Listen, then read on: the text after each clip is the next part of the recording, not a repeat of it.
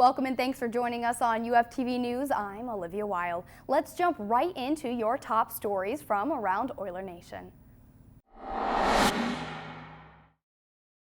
It's not every day alcohol is permitted to be served at the University of Findlay, but on November 8th it will be. Public Relations Coordinator Joy Brown says Dr. Fell and a panel have made the decision to allow alcohol sales for a Mary Wilson concert in Weinbrenner.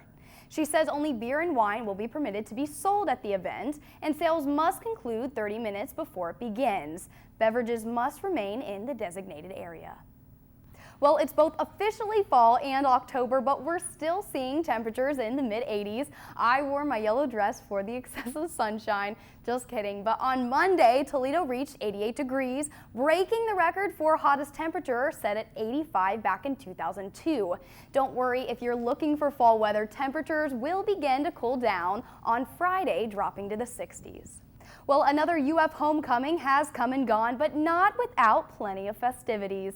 A little rain didn't spoil the Friday fireworks, nor did an opposing team faze the Oiler football team. They won 75-28, rushing 424 total yards.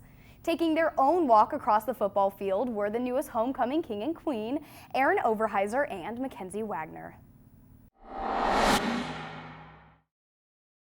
From football to all Oiler athletics, Kimberly Donah fills us in during your Sports Minute. Thanks, Olivia. Women's soccer was on the road for both games this week, shutting out Lake Erie on Friday and Ursuline on Sunday. This improves their record to 4-0-1. After a tough loss last weekend, men's soccer bounced back at home with a win against Mercyhurst on Saturday. With a 4-1 victory, the men sit on a 5-2 record and look to add another win at home on Thursday. Women's volleyball saw success too, picking up 3 consecutive wins in Croy. They opened up conference play on Friday night against Ohio Valley. Senior Shelby Kinn stood out with nearly 40 kills throughout the games. Women's golf team was back in action this weekend at Laker Fall Invitational. They were led by sophomore Jill Schmidtmeyer, who posted 1 over par in her first round of play. The women were just ranked 6th in the national polls in the top 25. Wrapping things up, men's and women's cross country competed in the All-Ohio Collegiate Championships this weekend.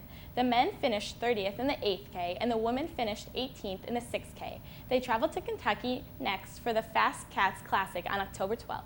Back to you, Olivia.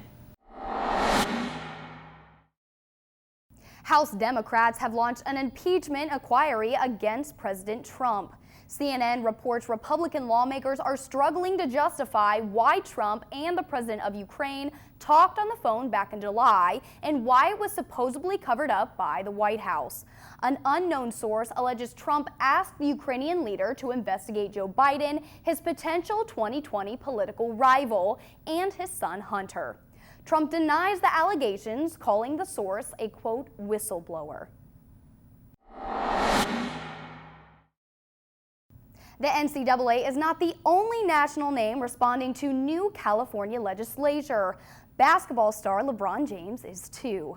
In a post-practice interview, James says he feels honored to play a role in pushing the new Fair Pay to Play Act, which will allow college athletes to be compensated for their names, images, and likeness without penalty from the NCAA. California Governor Gavin Newsom signed the bill on Monday. It won't go into effect until 2023.